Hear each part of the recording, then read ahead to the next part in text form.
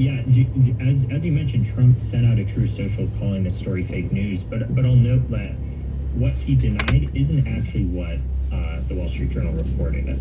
He said in the White House, this story said I gave Ukraine permission to shoot missiles deep into Russia. I didn't do that.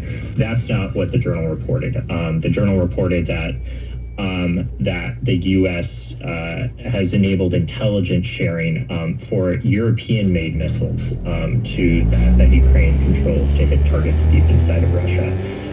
So beginning last spring, the Pentagon insisted on reviewing Ukraine's use of long-range missiles, including the Storm Shadow missile that you mentioned to strike targets inside Russia.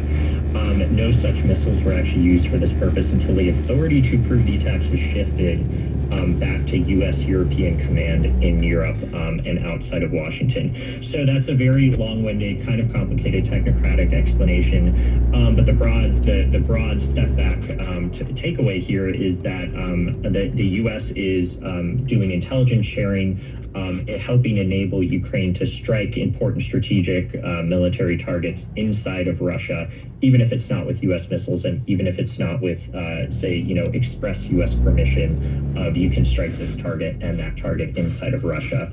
And Ukrainians say this is really important militarily, to stop Russian supply lines, to stop important Russian logistical and military depots, to help backstop its offensive in eastern Ukraine. And as I said, it comes against the backdrop of this bigger question of what type of pressure can the U.S. and its Western allies put on Russia to bring Putin back to the negotiating table in a serious way.